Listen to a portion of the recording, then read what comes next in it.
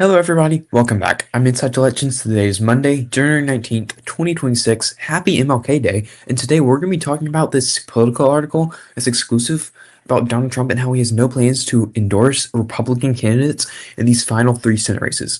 Now, yes, there's three Senate races, but we're only going to be talking about two of them because one of them is from Senator Cassidy from Louisiana, and that's not really the point of this video because Louisiana, no matter who the Republicans nominate, are going to vote for the Republican candidate. However, the other two, Susan Collins and John Cornyn, may not be the case, which is why I'm going to make this video.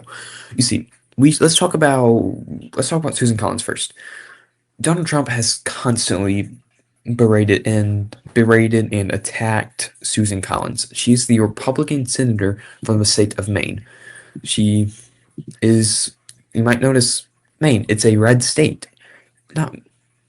It's a blue state with a red senator, which is odd. Which is why this endorsement is so crucial, because in a blue state, a state that routinely votes for Democrats, it voted for Harris by 7, voted for Biden by 9, it voted for Clinton by 3, voted for Obama by 15. It hasn't gone red since 1988, I believe. Yeah, since 1988. And it has a Democratic senator, Susan Collins. And she is up for re-election in 2026. And that is what this is about. And Donald Trump is not, and according to this article, according to this exclusive, he has no plans to endorse Susan Collins.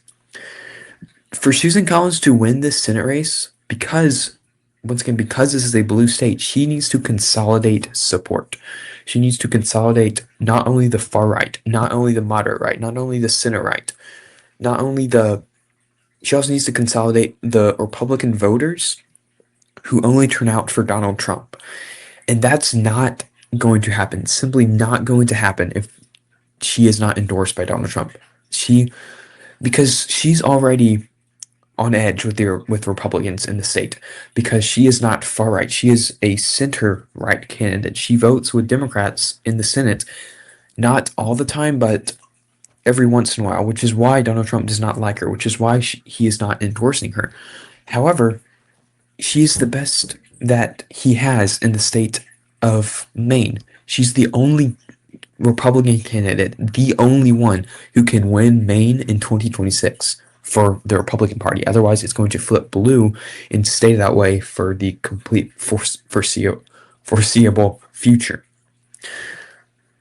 And Susan Collins, because she's already on edge with Republicans, because she's on edge with moderates, she needs to consolidate that support. If she doesn't consolidate that support, it's going to go blue in 2026. It's going to shift blue to about the statewide margin if she does not consolidate the support. And without Donald Trump's endorsement, the endorsement that will turn out Republicans in the state that she so desperately needs to stay in office, it looks like that's not going to happen. Let's talk about John Cornyn in the state of Texas. Actually, no, actually not. We'll talk about this a little bit more. In the polls show this race so close. So the two Democratic candidates, Janet Mills and Graham Plattner, we're not really going to talk about them right now. We're just going to talk about how Susan Collins is performing against them. Against Janet Mills, they're tied. Again, in this other poll, she's up by 4. In this other poll, she's down by 5. The point is, this is a very, very close race. That will come down to the margins. If that margin is 1 or 2 points for the Democrat candidate to win in 2026, Donald Trump's non-endorsement could be the reason for that. Same with Graham Plattner. Yes, she's slightly behind. She's down by 1 point, down by 4 points, and tied in the polls that we have against Graham Plattner. She needs to consolidate support to fill that gap, to stay in office in 2026. And without Donald Trump's endorsement, I personally do not believe that she can do that. I believe that 2026 is going to be the first time since a long, long time. Let's see if we can find it. Since her Senate seat has flipped blue. Let's see, 2000 1992 she was elected. 1996 she was elected. This Senate seat has been red. Even before Susan Collins, it was red in 1990 by 22 points. In 84 by 48 points. I think it's only been blue one time since the state was, yeah, I believe it was this 1970 was the, or 72. Okay, appointed. I don't know what I'm talking about. Let's just talk about Texas now. What's even more interesting about Texas is that this is not based on the general election. This is based on the primary and only the primary. Because in Texas, the current Republican primary is a three-way race between one, John Cornyn, the incumbent Republican senator, two, Ken Paxton, the Republican attorney general, who's primarying John Cornyn from the right with Donald Trump's endorsement, I believe. Actually, don't take more than that. I'm not completely sure. Donald Trump has endorsed Ken Paxton. I think he has, but I'm not sure. So, and three, Wesley Hunt. Wesley Hunt is trailing by about 10 points. He's like the third party candidate in the Republican primary. I'm not really going to talk about Wesley Hunt right now, but the race is between John Cornyn and Ken Paxton in the Republican primary. And he's not leading by much. I mean, Ken Paxton is slightly ahead, and he is not leading by much. In this, the RCP average has Paxton up by 0.3. The Decision Desk HQ has Paxton up by 3.5. Race to White House has him up by 3.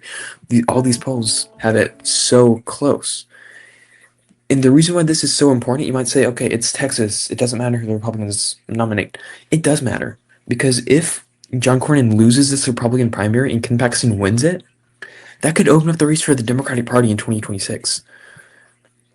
The polls, so here's the polls. The two Democratic candidates in this race, Jasmine Crockett and James Tallarico.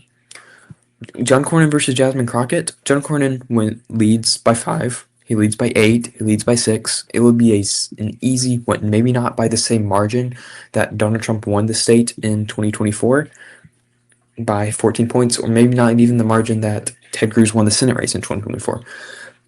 But the Republican candidate, John Cornyn, would win this race easily. He would. Ken Paxton, however, is tied with Jasmine Crockett in the latest poll.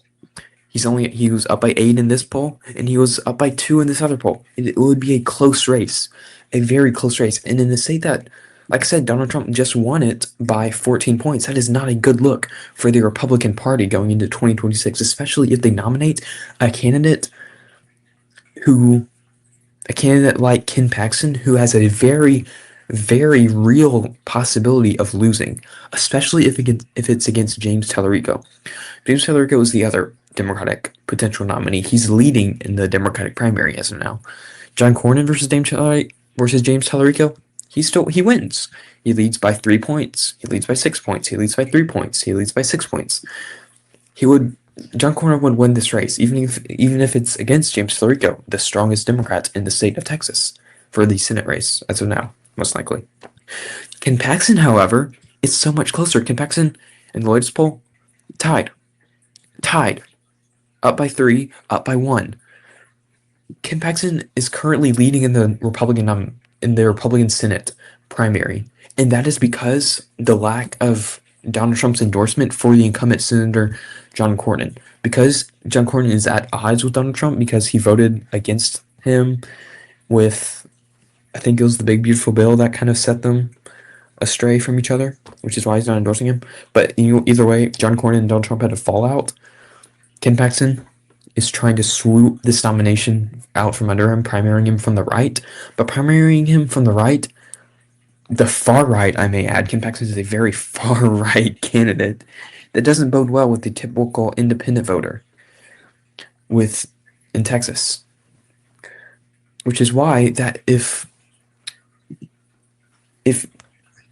John Cornyn loses this Republican nomination, it could flip blue to the Democrats. Without Donald Trump's endorsement of Susan Collins in Maine, it could flip to the Democrats. And let me show you why this is so incredibly important. This is kind of the current Senate map. All these states are probably going to go to their respective parties. States like Michigan, Georgia, and North Carolina are kind of exceptions.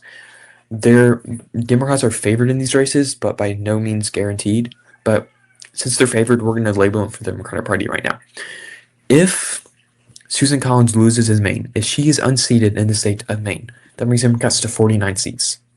If either Mary Peltola in Alaska comes out and wins the Senate race like polls are expecting her to do, that brings Democrats to 50 seats. If John Cornyn loses this Republican nomination, and because of that, Ken Paxton loses the general election, and it flips blue, that is a Senate majority for the Democratic Party in 2026, no matter what happens in Ohio. Even if Sharon Brown loses in Ohio, which, in my opinion, Ohio is more likely to flip blue than Texas is.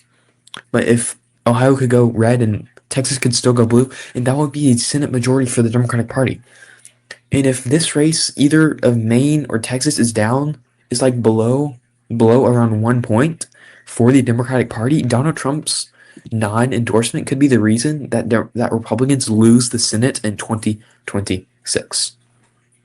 Okay, that's enough about this video. I hope you enjoyed this video, this analysis. What are your thoughts on this? Do you think Donald Trump should endorse Susan Collins and John Cornyn? Do you think he should take the risk with Ken Paxton? What are your thoughts? If you enjoyed this video, I encourage you to like the video. I encourage you to subscribe to my channel. I upload election news every single day. And yeah, have a great day.